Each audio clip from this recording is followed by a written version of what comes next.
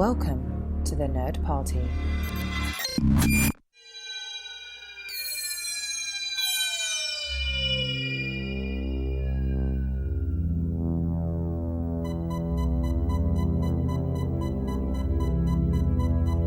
Hello and welcome to another episode of Missing Frames. This is the podcast where we watch all the movies we should have seen by this point in our lives. I'm your host, Shawn Eastridge. We're hanging out over on the Nerd Party Network. It is a wonderful group of people, a wonderful network where we talk about all things nerdy. Go check it out at thenerdparty.com. Make sure you're following us on Twitter at Join Nerd Party. Like the Facebook page, which is just facebook.com/thenerdparty. And make sure to follow us on Instagram at The Nerd Party. But it's officially spooky season. Is that what the kids are calling it now? Spooky season? Yes, exactly. So we got to get some horror movies on the docket. And I think we've got the perfect horror movie to watch. It's one that I haven't seen. It's Halloween 3, Season of the Witch. And I have invited two of my absolute favorite people to introduce me to this film. First, we've got John Mills, a fellow member of the Nerd Party. John, welcome back. Thank you. Thank you for having me on, and we continue the fine tradition of me being on for a sequel. That is exactly, I'm glad you picked up on that. And also, we've got Brad Gullickson of the Rest in Pictures podcast and the Comic Book Couples Counseling podcast back again. Hello! And I'm glad we were able to get you on for what could very well be the greatest episode of Missing Frames. Oh, let's be real. I bullied my way onto this episode because I heard you were going to be talking Halloween 3, and I don't want to out anybody just yet, but I heard that someone has seen Halloween 3 and doesn't quite get it. And I didn't want this episode to be like two people hating on a masterpiece. And so I said, no, Shawn, I got to come on. I got to be the voice of the people. I got to be the voice for Halloween 3, Season of the Witch. You know, it's really interesting because I happen to know the way that this came about from my perspective, was I was listening to what I felt was actually an excellent episode talking about Demon Knight, which is a movie I saw in the movie theater and love. I still have a very fond spot in my heart for it. It's better than I like it better than it deserves, probably. And I enjoyed listening to it. And then somebody on that show said something insane, like referring to Halloween 3 as a masterpiece. And I was like, oh, I stopped the audio and I called Shawn up and I said, Shawn, I have to talk to you for a second. And that's how that started from my perspective. And how it started from my perspective was just it was a train wreck. I was like, these are two people I don't want to talk to at all. Why are they both messaging me about a movie I don't want to see? That's not true. I actually am genuinely excited to see this movie. And again, we've done a couple Halloween related episodes, I believe, I just did one with John, and we watched, I had not seen Halloween 2. I'm a big fan of the first Halloween, and I had never gotten around to seeing the sequel. And I watched the latest Halloween sequel, the 2018 film. And we chatted about those, so go back and listen to that. But just to reiterate, I am a huge fan of John Carpenter's first Halloween movie. I think it's wonderful. It's a near perfect slasher film.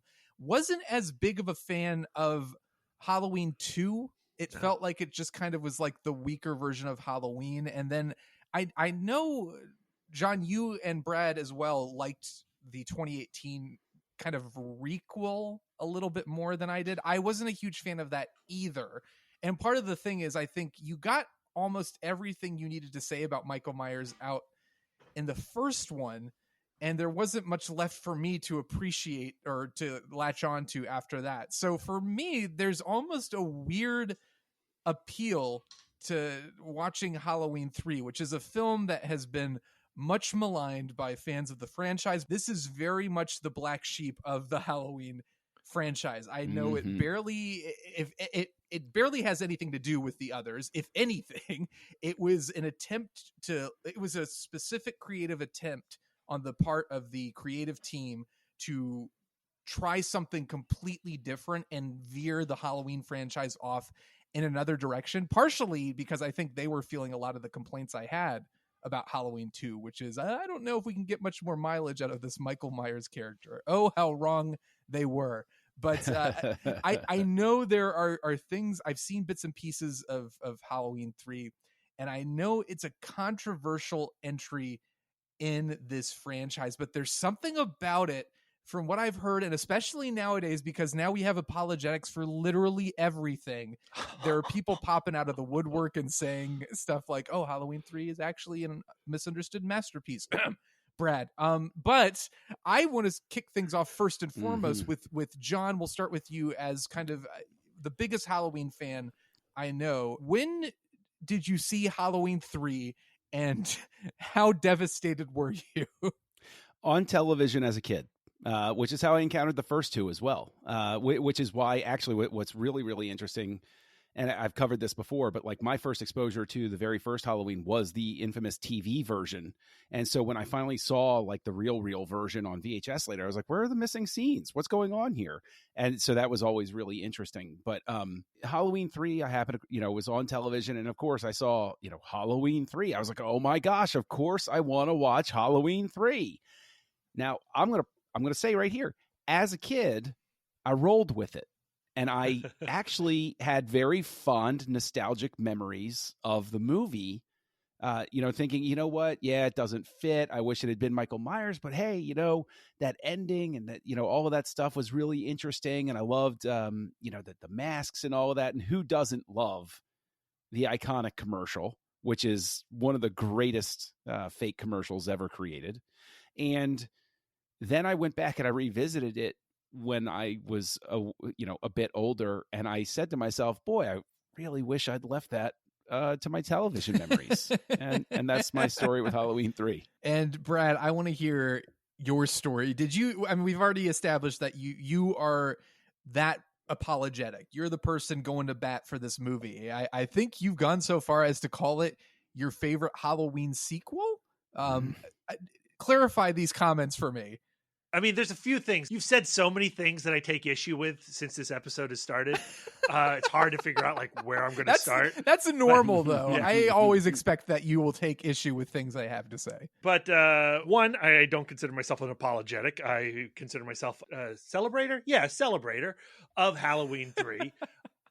There's nothing to apologize about. It's do I say this now and completely invalidate everything going forward? Like everyone's just going to shut off after I say this, and I'm going to lose. I'm going to lose Brad. Everyone. But it's the best Halloween film.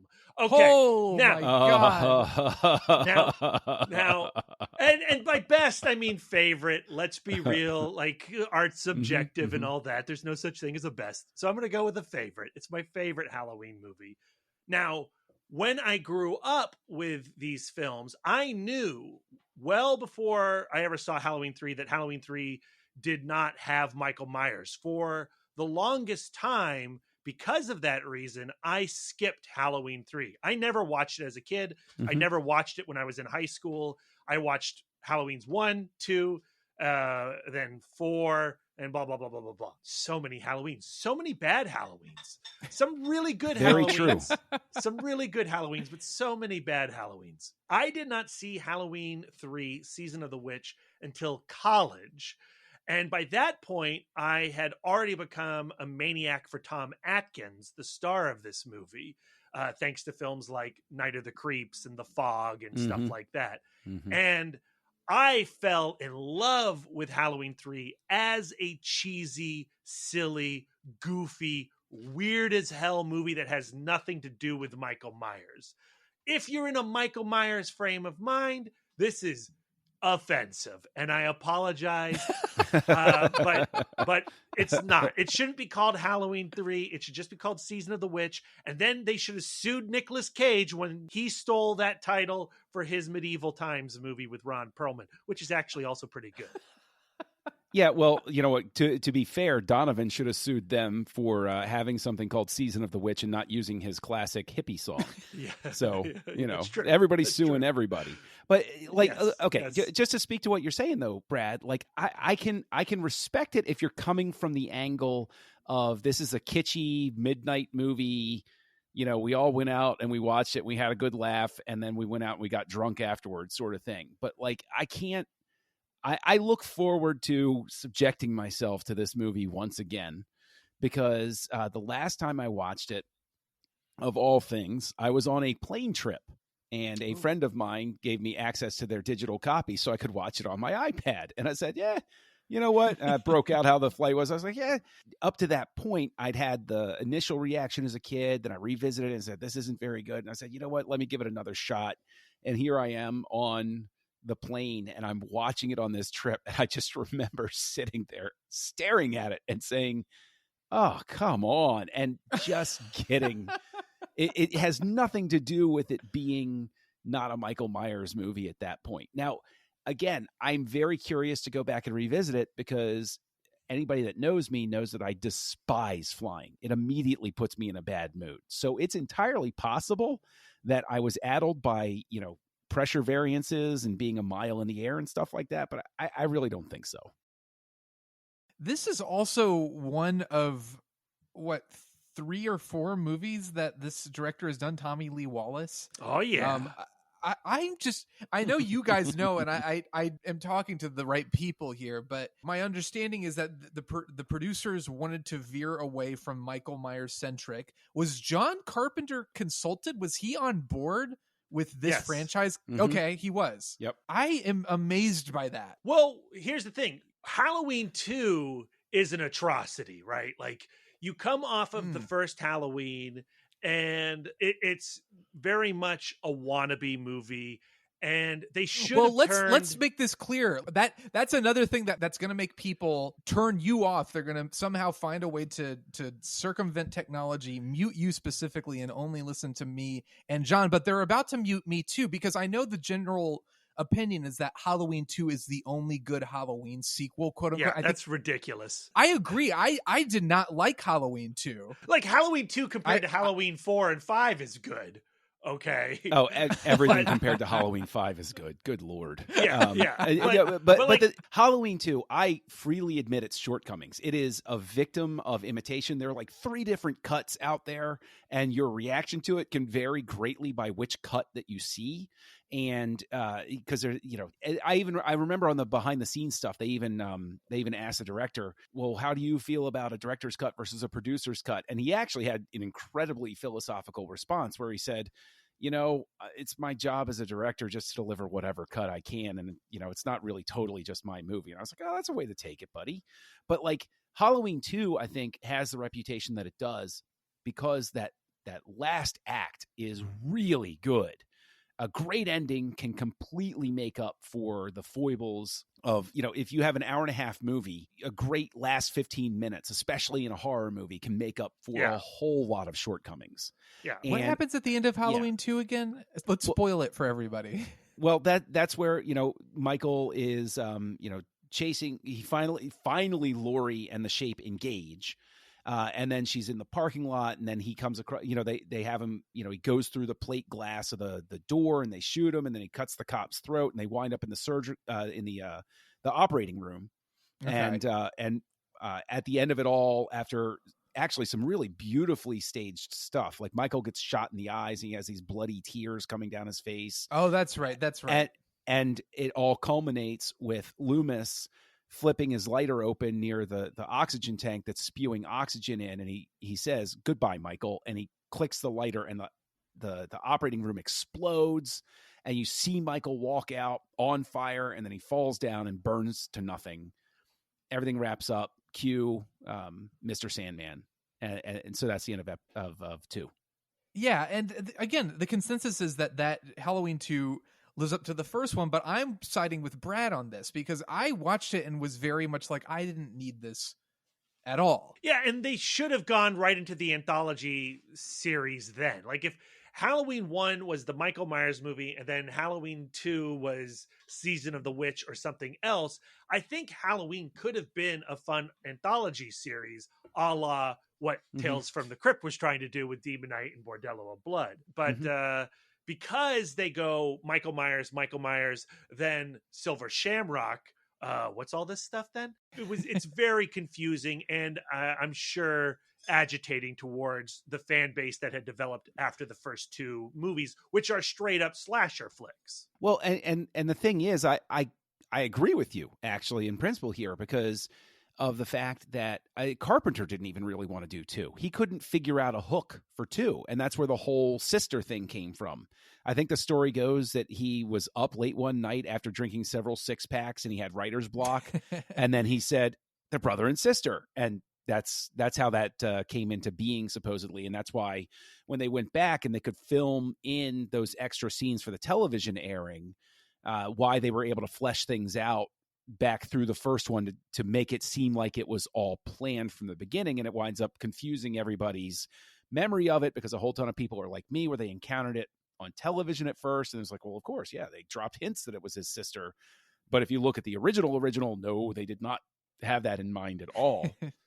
I'm willing to give it a shot because of the fact that I wasn't a huge fan of Halloween 2 for the reasons I already explained, but also for the reasons of I love Michael Myers, but to me, it's not like a Nightmare on Elm Street thing, where with a Nightmare on Elm Street, Freddy Krueger, even if the movies aren't great, you have the creativity of Freddy is the dream master, and there will be creative kills and all sorts of insanity, bonkers imagery, great production design.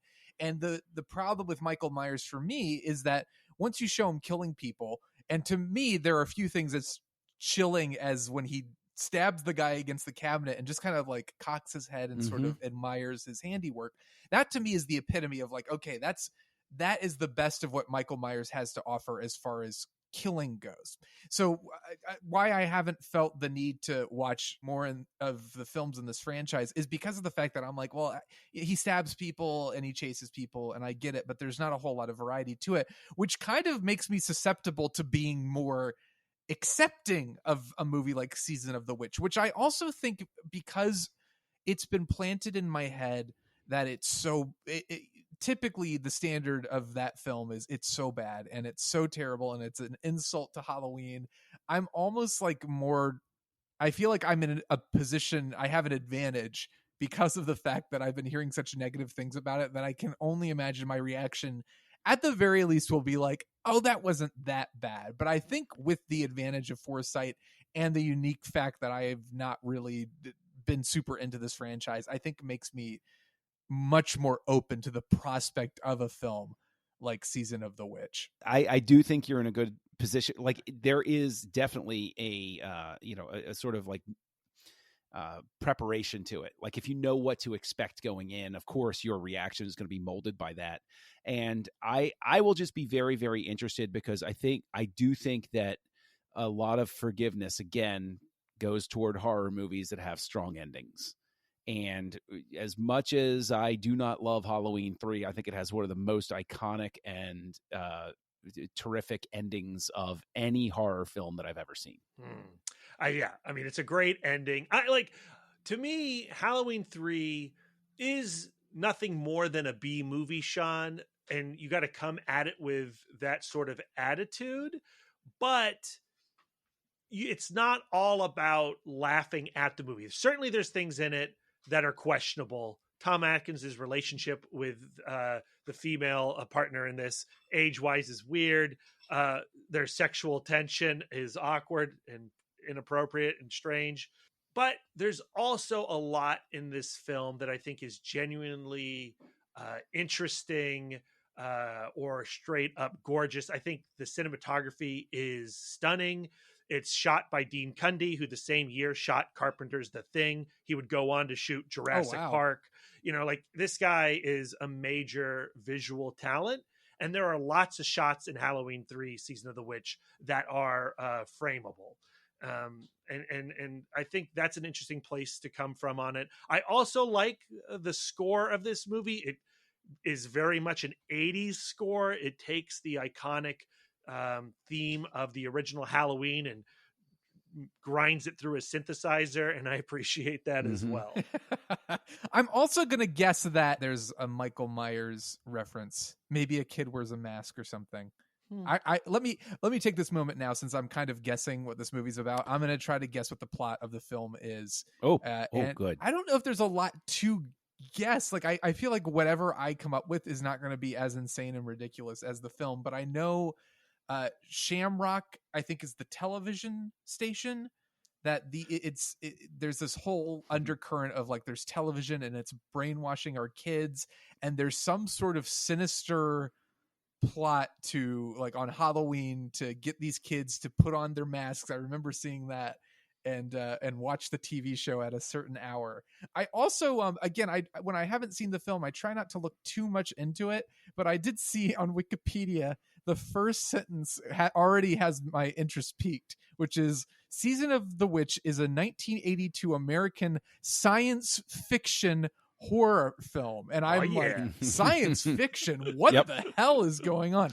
So I guess science fiction plays a part in it, which feels about as contrary to what I've come to know about this franchise. But I think that can be expected from this film. So I that's pretty much all I got. I'm guessing this guy, it's going to be kind of a situation where this guy is uncovering the plot of this evil corporation and has to convince everyone that he's not crazy, that it's actually happening. And I won't lie, I am excited to watch it. Simply more, not even because I really want to see it. I'm more excited to just hear what happens when we come back to discuss the film in part 2 of this episode. But gentlemen, any final words, anything else before we make this happen? Yeah, I would say you know what? I would say I'm gonna go into this. I'm going into this with as open a mind as I can. That's what I'm gonna say. And how many times have you seen it, John? Oh gosh, I've seen it definitely more than 5 times, probably around 10. Listen, okay, and before people sit there and say, but you said you don't like the movie, I watch a lot of things I don't like more than once. I have no idea why. Brad's own movie group up in Virginia hosted a showing of Star Trek V, and I practically dragged people to go see it because I love Star Trek V. Yeah. And so, like, Star Trek V is a much maligned movie, and I'm championing the hell out of that thing. Well, this is the first time the three of us have done an episode together, but I think it's important to point out that Star Trek V, going to see that with you, John, was what reconnected me with Brad. So somehow this feels like we've come full circle. Nice. And I can only expect that this film will be a semi-religious experience for all of us. All right, first you know what? off, it's not Star Trek V, guys. It is not a masterpiece in disguise. But it is a really good little flick. I'm super excited to revisit it. I've seen it way more than 5 times. It is the Halloween movie I watch every year. And I watch all the Halloween movies. I've got that Shout Factory box set, even 4 and 5, which I was just taking a dump on. I like those movies too. But 3, I just feel like because it's such an oddity in that box set within this franchise, it does tend to elevate itself above the others in my mind because it's so strange and shouldn't be. And as such, I really do delight it, and I use a lot of hyperbole around it. But legitimately, it's my favorite Halloween film. So when we come back, just don't rip me a new one. That's all. I'm tender. Well, only time will tell. So stick around, listeners, and we will be back to discuss Halloween 3, Season of the Witch.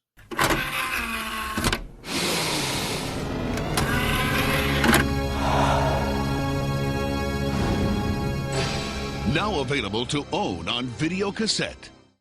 All right, we're back. We've all just watched Season of the Witch. So there's a scene in this movie where Dr. Daniel Chalice is bound to a chair. He's got a mask on his face, and they're forcing him to watch the original Halloween on television.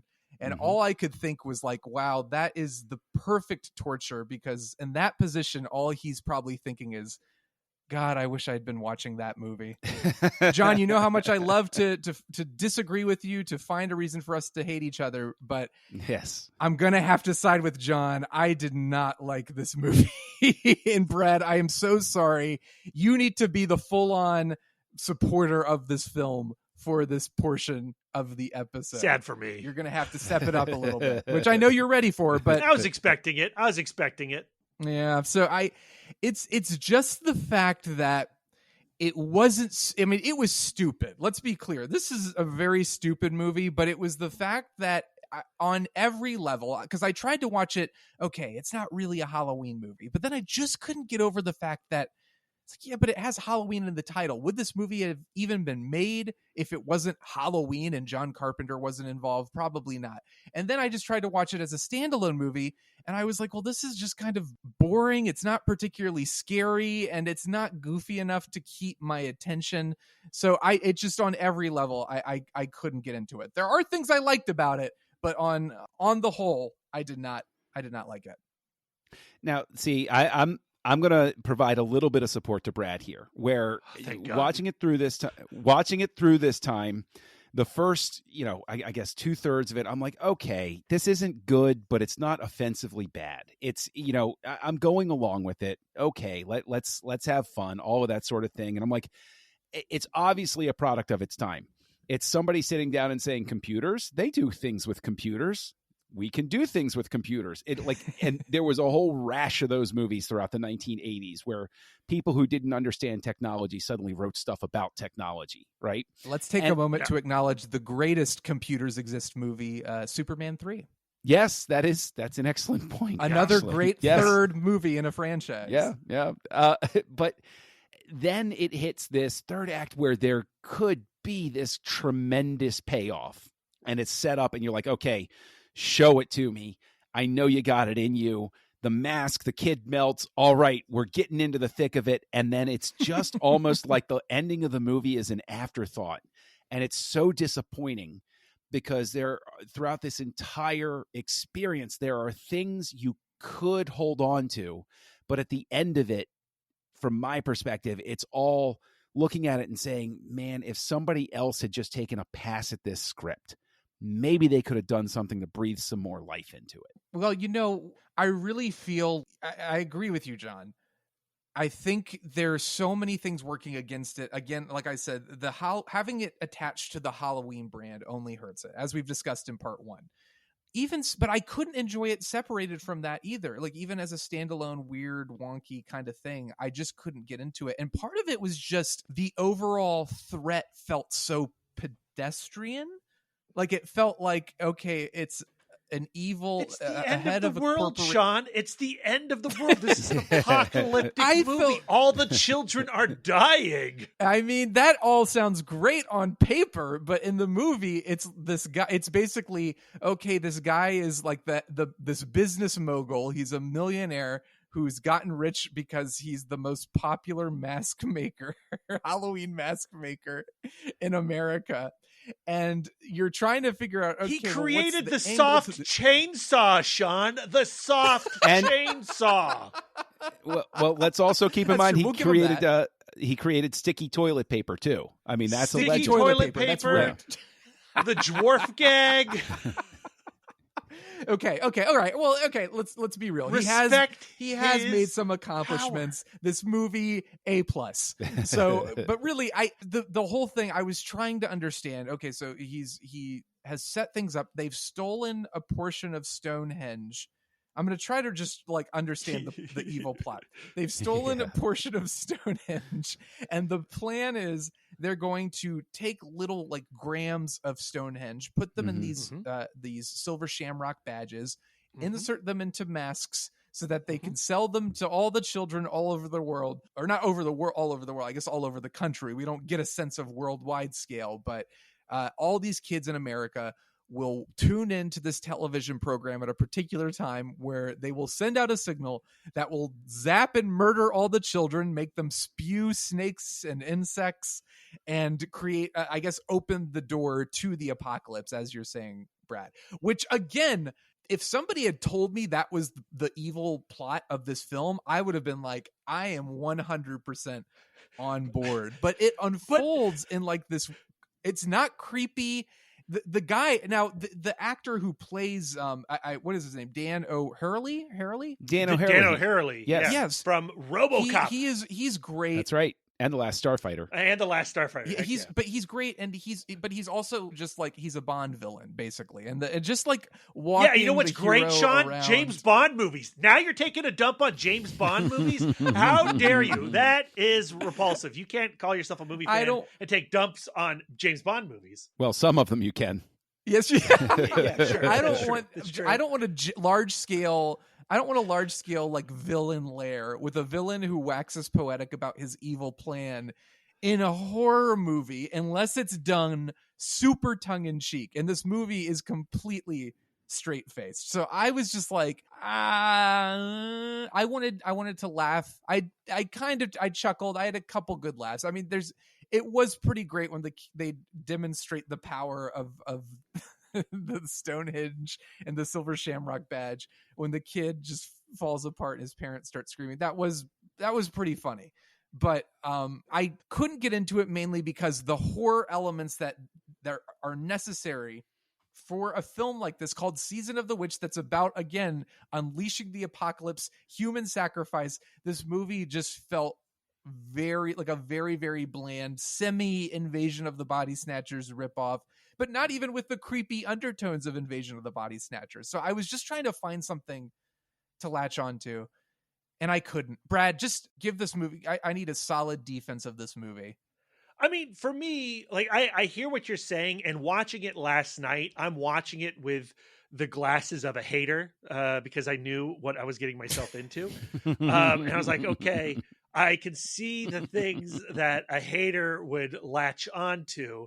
And I don't even necessarily disagree with your comments. It is ridiculous or stupid, to use your word, although I don't love people based on their intelligence, Shawn. But what I like so much about Halloween 3 is what an oddball it is. You're right. It's not scary. It's not, it doesn't achieve that if that's what it's going for, but it's a really, really weird movie that opens with this foot chase with this guy carrying a Halloween mask. He's running for his life. He goes through that gas station, and there's these weird emotionless white dudes in business suits. They look like IBM consultants, and they rip his head from his shoulders.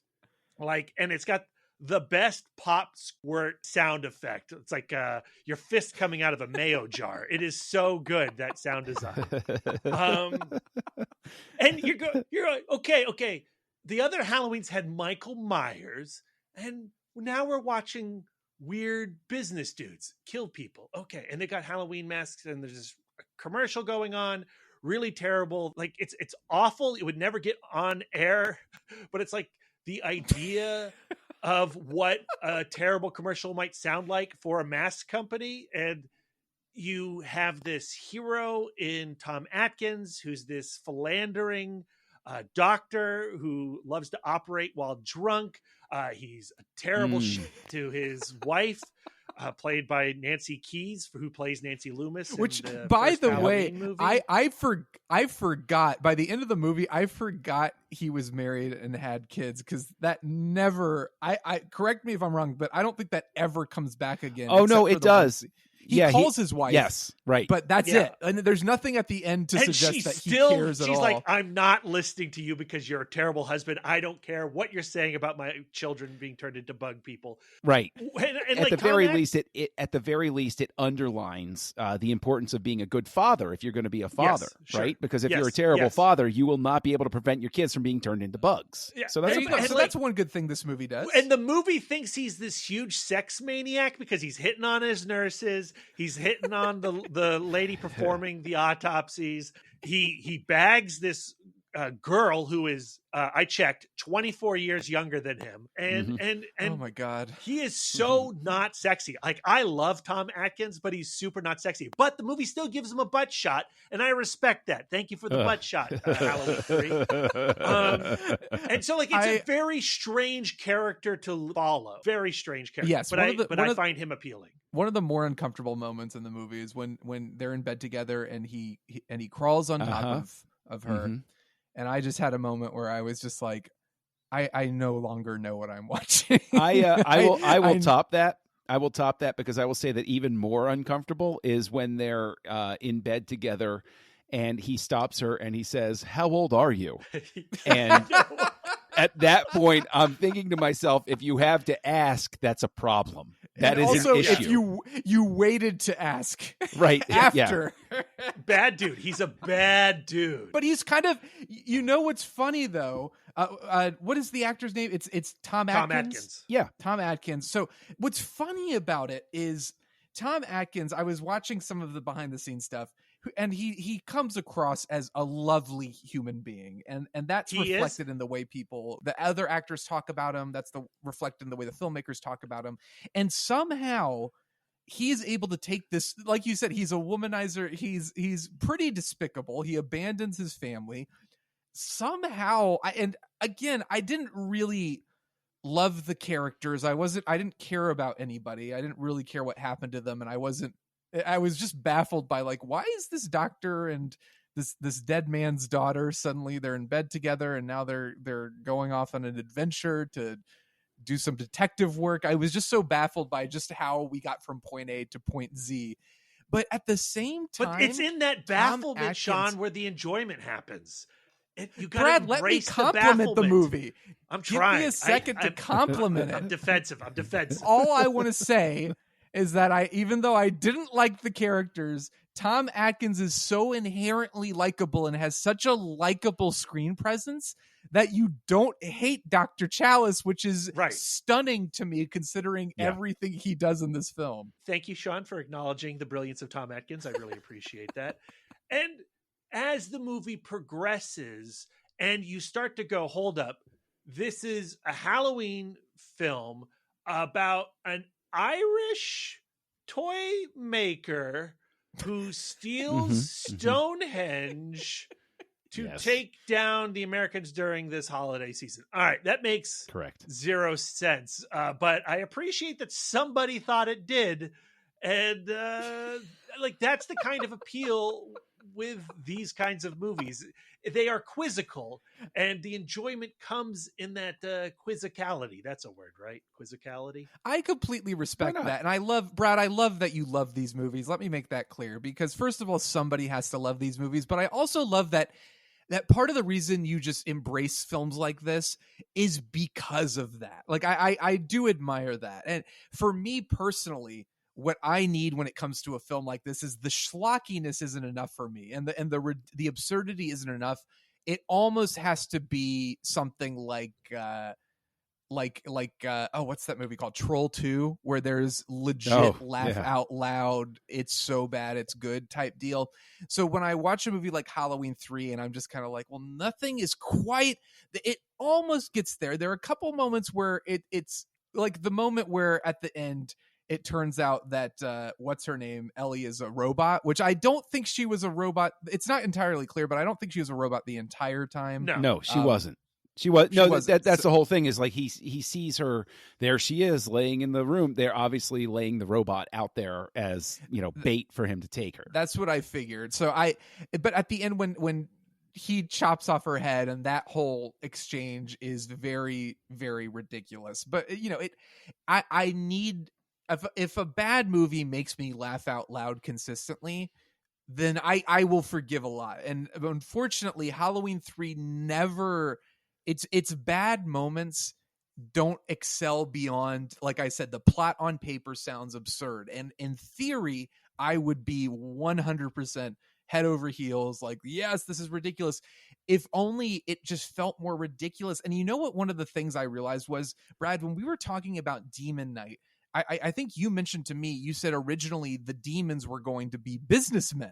And I was thinking about that watching this, and I realized, I was like, oh my God, this is basically a really good example of what Demon Knight could have been in the wrong hands. But also, if they'd gone the route of using just these guys and, as government agents, or just that boring kind of bland thing, by insisting on having those really awesome demons in the film, that incredible makeup and those practical effects, it elevates the film and gives it a bit of an edge. And Halloween 3 doesn't quite have that edge. The guys turn out to be robots, but there's nothing quite as there, whatever you want to call them. God, Brad, whatever you want to call them, I just, there isn't enough of an edge to them to make them memorable. They're just bland robot people. And let me jump in and say, I think this is almost like one of those things where it's an ink blot. Like, Sean, you and I definitely line up alike, but this is, I think it is such an interesting sort of thing because you wind up walking this fine line because we all love to watch a bad movie that can somehow entertain us, right? And we just have different lines in different spots. The reason I get so frustrated with this movie actually has nothing to do with it being part of the Halloween franchise. Like that's okay. They were trying for something, it didn't work, whatever. But the fact that I can sit there and I can watch a movie like this and I see so many of these really neat concepts that are almost there, that with just a little bit more pre-production or one more pass at the script, the concepts, you could sit there and you could diagram it and you could say, okay, well, they're talking about the evils of consumerism, which of course is something that appeals to John Carpenter. You look at something like They Live, that's very much in the lexicon of a John Carpenter production, to sort of warn you against the fact, how does Silver Shamrock get there? By mass consumerism. And there's this undertone of the anti-hero and making you cheer for the bad guy in a sense. But then you look at his character and you say, man, if they had just put him in a different profession like reporter, this whole plot works better rather than him being a doctor at the emergency room. It's like, what? Wait, what? Or have him be a bad cop. Have him be a jerk cop sort of thing, where it's like it's just in his nature to go seeking the truth about something like this, or what have you. And so that's what gets me so frustrated with a movie like this. When I go in and I watch something like a Neil Breen movie, I know what I'm getting into from the start, right? There's no expectation there for anything. But I look at something like this and I say, you could have been successful and should have been successful. There's talent involved. There's right. Legit talent involved. And that's why I get mad. That's why I get mad at it. But I also feel like, Brad, that's exactly like I'm sure you're listening to John right now and just thinking like, no, I don't want him to be a journalist because how much more insane is it that he's a doctor? Right. Yes, and I think its mediocrity is what makes it interesting, right? Like it's easy to go like, oh, if you tweaked certain things certain ways, the movie would be better.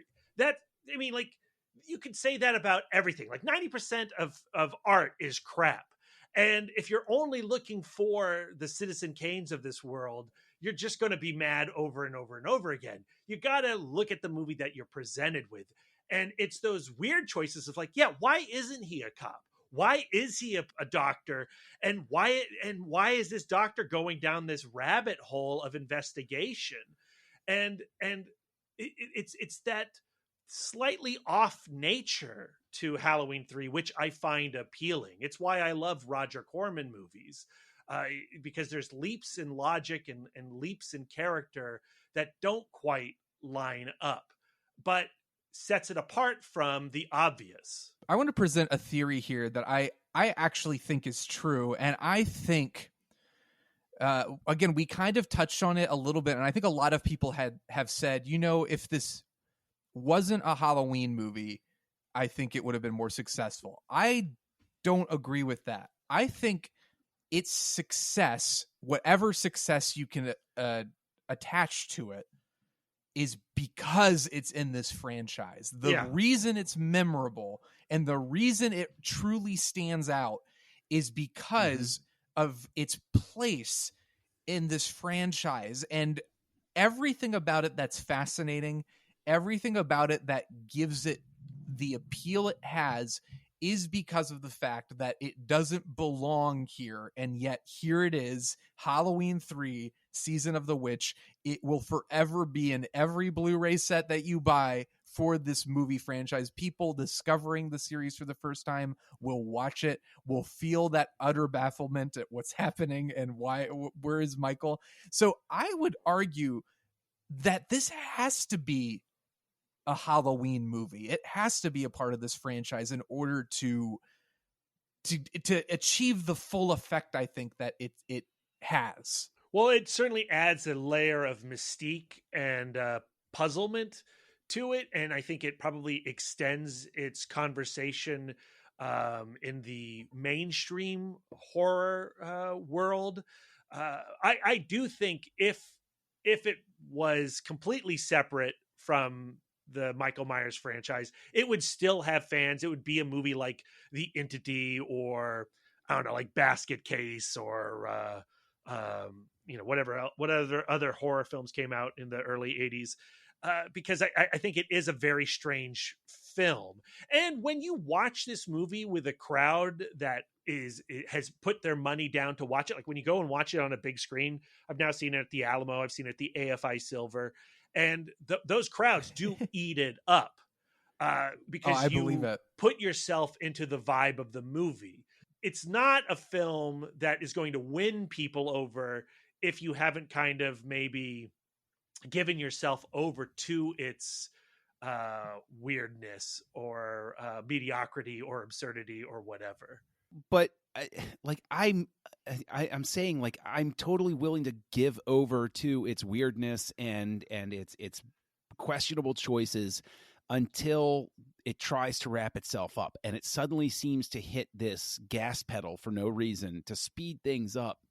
And instead of having, like, it's building slowly and kind of annoyingly, as it goes, a little bit much to get there, sort of thing. But once you hit the payoff, you're like, oh, okay, here's the turning point. And then it just bungles through that. And do you mean kind of just like the way it's like, how do we defeat these guys? Oh, just dump a bunch of shamrock pins on them. That's part of it. That's part of it. That's great. I love that moment. I love that moment. You go, here's these guys. They've got that whole little computer set up, and they just get rained upon by their own technology and get all zapped. Could that effect have been better? Sure. But I think it's a fun little moment. And then you have Dan O'Hurley doing that little slow golf clap. And, I love the dude in that moment. But that's a part of my complaint. But that in and of itself, in the grand scheme of the ending, is actually a cute moment that I enjoy, right? Especially the golf clap. I honestly think any of the weight to what's going on is Dan O'Hurley's work. Like, he's great. Yes. I love watching him work. He's terrific. Yeah. Like, there's a part of me, if he doesn't get zapped at the end of this, I'm thinking to myself, oh, well, I'm going to work this into RoboCop continuity. He went from here and he took over OCP, and it's just a few years later. Makes total sense. But like, what it is it just hits these moments to get them along to the end. It's almost like it knows how good the cliffhanger is going to be. And so it doesn't have the patience to reward you for getting to the big escape scene.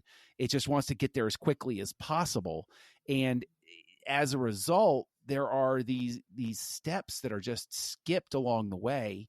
And so I almost wind up walking out with a feeling of this like they sort of in the editing booth realized, well, okay, we got to get a couple more showings in the opening week because people aren't going to be in love with this. And so they chop up a ton of stuff out of it. And so it feels staccato. It loses any of the rhythm that it has built up to that point. And unlike other Halloween movies, there are a lot of director's cuts, and this movie does not have a director's cut, correct? I don't think so. It's gotta have a TV cut. I don't think there's a director's cut, but it's got to have a TV cut, because there's no way that when this showed on TV, I saw the resultant shot of the woman getting hit in the face with the beam. Yeah. Or the entire detail of a rattlesnake coming out of the kid's dissolved face to bite I remember seeing the dad get bitten, but they definitely cut that stuff up. And so as a result, like, they would always have TV versions specifically so that it could fit the 2-hour runtime while making the cuts necessary for, young eyes that would happen across the thing. So there has to be a TV cut out there. It is weird, speaking to your point there, John, about the ending, because it feels like in a lot of ways the climax is finally seeing that snake come out of that kid's mouth. And then the movie does sort of slow back down after they escape with the robot girl and all of that stuff. And then they have to ramp back up again to the climax. Mm-hmm. And so it does like hit the brakes, and that when it hits the brakes, that's maybe not the move you would want in that moment. Right. And you could have had, again, you can second guess anything, but that's the thing, right? Is that cliffhanger ending, despite everything else, despite all of my complaints up to that point, to this day, I watch that cliffhanger ending, and Tom Atkins plays it so perfectly that you want to forgive every mistake that came before. When he turns and slightly is on the verge of breaking the fourth wall as he delivers that final stop it. It's such a great moment. And it's just one of those things where I just wish the movie deserved it as much as it should. It's brilliantly played because I'm watching it knowing I think, and I'm almost positive I've seen the ending of this movie before, but I'd forgotten the way it played out with the kid having it on the channel. And then it's like, oh, it's okay. We turned it off. We canceled the broadcast. And the kid just goes click and it's back on. And I just thought the way it plays out, the pacing of it, and just the suspense of it was so clever and almost funny. Like that was a moment that got a genuine laugh from me because it was so brilliant. Like, oh, we finally did it. Nope, easy. I'll change the channel. So I will agree. I think the ending of this film is really, really great and a great ending to a better movie. It's just almost like this weird, perfectly constructed moment that comes at the tail end of this experience where I was like, well, this movie could have been full of moments like this, and then it would have been so much better. But I do want to talk, because we're talking about things we liked, I do want to talk about some things I liked, because obviously we've been beating up on the movie. I want to throw Brad a bone.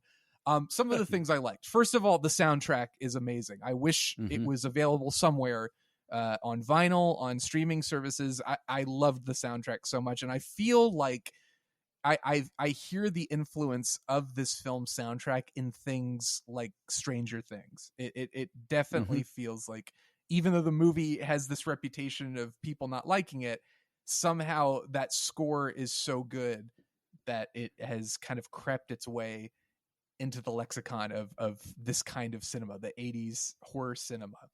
So I love that. I genuinely loved the moment where he finds the old woman knitting and is like, hey, where's Ellie? And then the head falls off. That was a really genuinely creepy moment. I liked that a lot. And I loved to hate the jingle, the commercial jingle, which just drove me insane. But I did love the payoff, like I said, of the the kid's face just getting ripped apart. And also the woman playing with the little medallion. And I don't know, I couldn't remember how she got it, but I thought it was so funny that her instinct was, what is this thing? Oh, there's a chip in it. I'm just going to keep poking it until something happens, and then it blasts her face off. And it's one of the few good gore moments in the movie. And I'm not a big gore fan, but especially for like a slasher movie or a film in the Halloween series, I expected there to be more creative kills. So that was one. And then the kid watching TV was one. I at least got those, but the rest of it, I was kind of like, oh, it would be nice if it wasn't just businessmen kind of just pulling people's heads off. But John, are there any moments for you that, like, besides the ending, that you really, really enjoy? Well, first and foremost, I want to speak to the soundtrack. I think it is available on Spotify. I'm not entirely certain of that, but I think the soundtrack is great. And I think that something that gets overlooked sometimes, because everybody knows Carpenter composes music for his movies too. But I definitely think the period in time where Alan Howarth joins him, from like Halloween 2 forward, the music just goes off the charts better. Like as much as I love the first Halloween most of all, the score for Halloween 2 is the better of the two, hands down, without question. Howarth is a great collaborator with Carpenter. I do think that there are, I agree with the woman fiddling with the chip sort of thing. I do think that there are just legitimately interesting things. This is a movie that's full of such interesting concepts that, as much as I don't like reboots and remakes, I would love to see somebody come at this material and redo it now. I do find it interesting because you talk about the gore factor, that we have that perfect setup of one of the robots, automata, showing up to Thank you. Put the drill into the coroner's head or whatever, and like but it cuts away, and it's like that's an odd moment, because even Halloween 2 recognized the need to up the game in terms of the gore factor, because the landscape had changed. And this one, I'm always so surprised that they don't have some sort of cheap shot of the drill going into the ear. sort of thing. I thought that was a really interesting move. And I actually like the scene better because of it, because something like that I don't want to see. And if you put it in my brain anyway, that, that's a good way to handle it. And again, I think that just the even though it's a slow build, it is not so maddening slow that you're willing to walk away from it. It doesn't ask too much of you on the walk up. And I think that just as a final mention, I will always love the shot, the moment where the first robot sets itself on fire. Because the glassy-eyed expression, that's a great moment. And, so yeah. And I love I love the gas station attendant too. Yeah. I think he's just a fun character, and he's played really for some silly fun. Brad, what about you? Well, I love that moment when the android lights himself on fire in the car in front of Tom Atkins. The first time you watch that, I find that scene to be quite unsettling. And I like the idea of how that truly disturbs Kalis's character and sets him on this mystery, plus the daughter of the dead dude being so cute. He feels compelled to do it. And I like also how when he does go to this weird town, it is very Stepfordy, and they call it the company town, and they're the guy at the hotel clerk. It's all uneasy, and I like that unease. I wish they explored the town a little bit more, and we peeled back the veneer of that place a little bit more as well. But I like that as just a general setup. Again, Shawn, you mentioned how it has like a little bit of an Invasion of the Body Snatchers feel to it, where everyone seems slightly off. I like all of that quite a bit. I mentioned before we started watching the movie the other night, is the cinematography by Dean Cundy, I also think is quite strong. Mm-hmm. And I love the night shots when Tom Atkins is crawling around the roof of the factory, and you've got this ridiculous silver shamrock emblem behind his shoulder on the wall, and they've like pumped smoke in front of the lens. I think the movie looks really, really nice. I liked the trick or treat stuff too. I thought that was definitely some of the money shots, and obviously one of the posters for the film is the kids walking. I don't know if we ever get that extreme color. It would have been nice. I think because, again, I'm trying not to compare it so much to the other films that I've seen in this franchise, because I know it's not quite the same, but they do make a point of, it's Halloween. This is happening on Halloween. But I loved the way John Carpenter captured the mood of the season and the leaves and everything like that.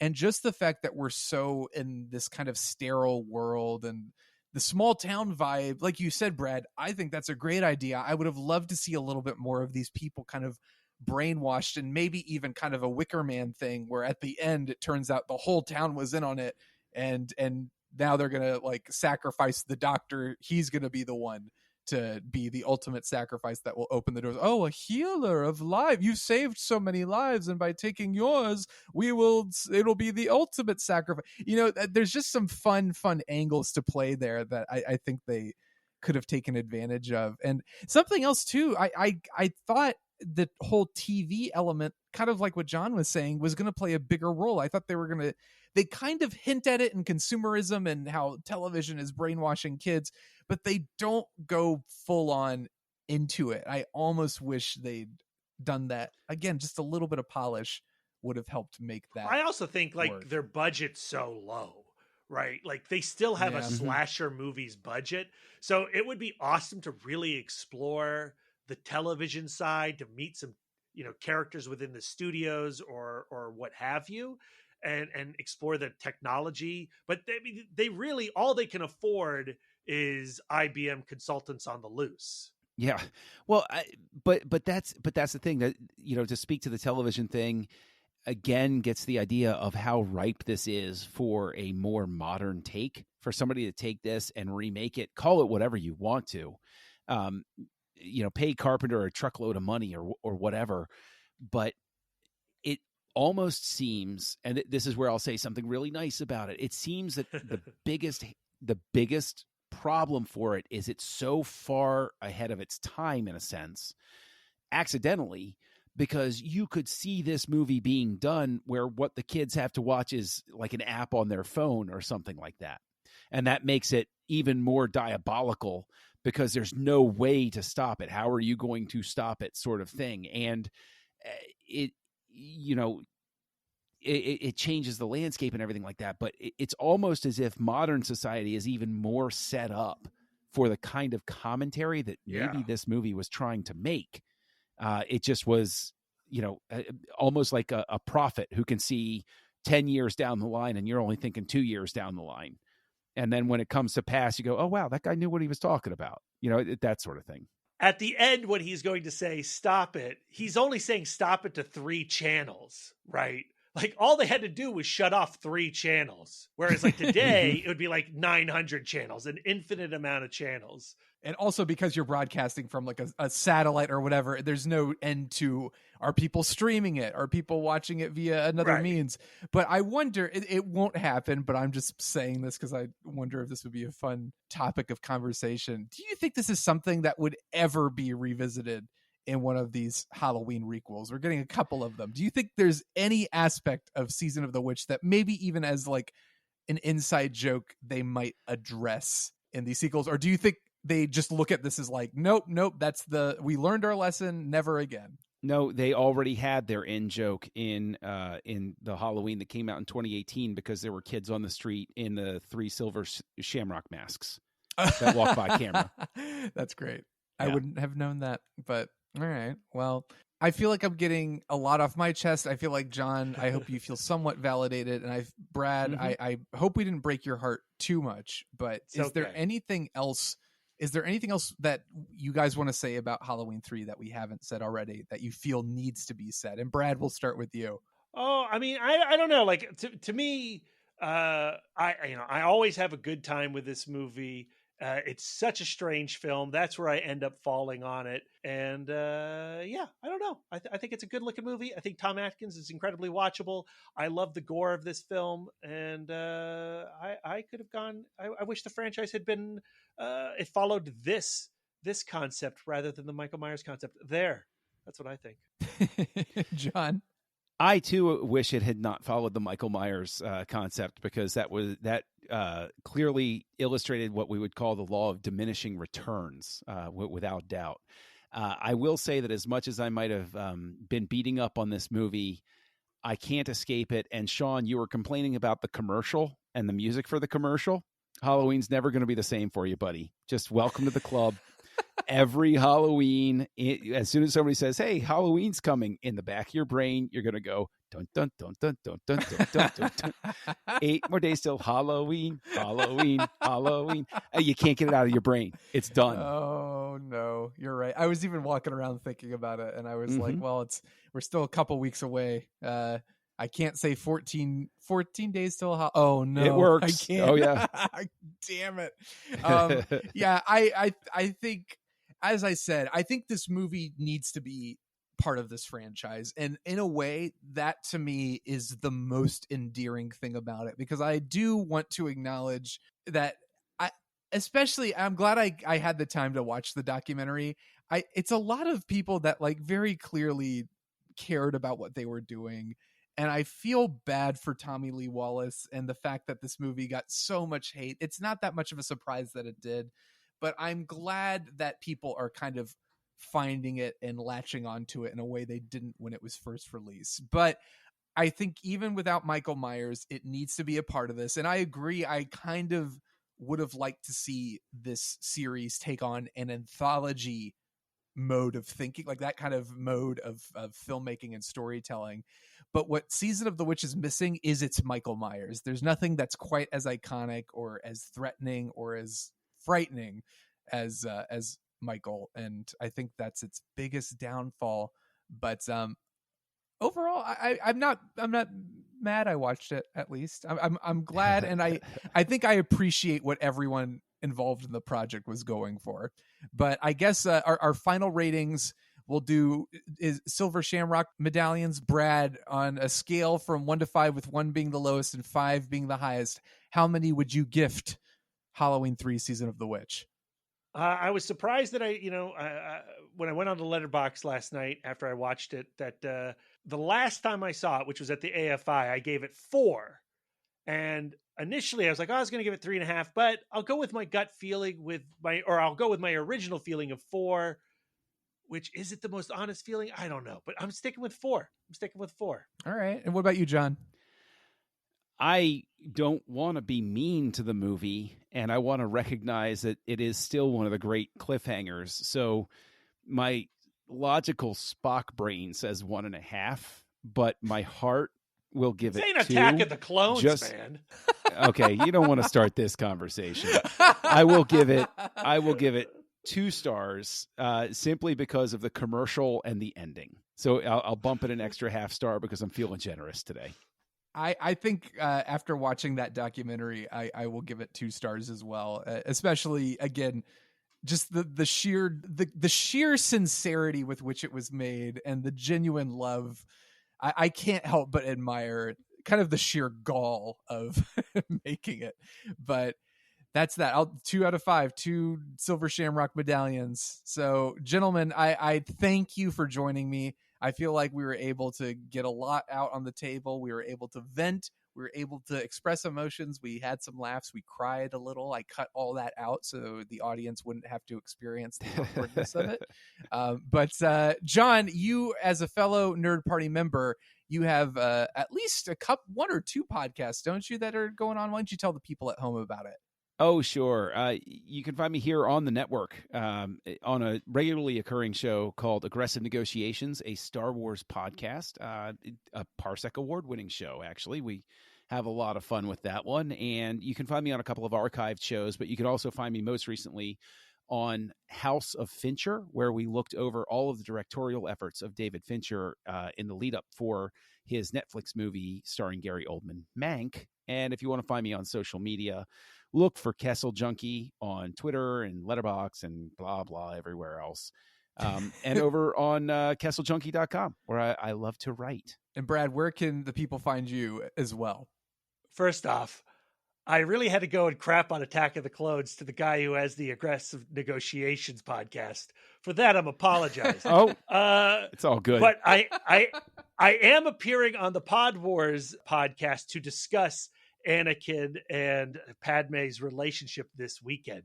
So go check that podcast out. We're going to be talking about that.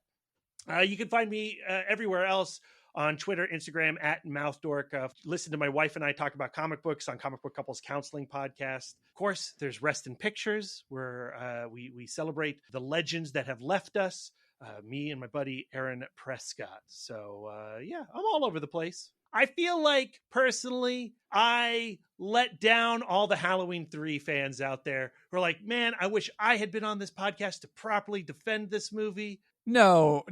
I think you did an admirable job. You did the best job that any human being could possibly do defending this movie, Brad. Accept that for whatever you will. And I'm at YayShawnDoorman on Twitter. You can find me on Instagram at ShawnDoorman, and I'm on Letterboxd as well. Same thing, ShawnDoorman.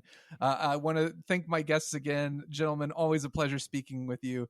14 days till Halloween. 14 days till Halloween. Silver Shamrock. Kill me. Halloween, happy Halloween, Silver Shamrock. Happy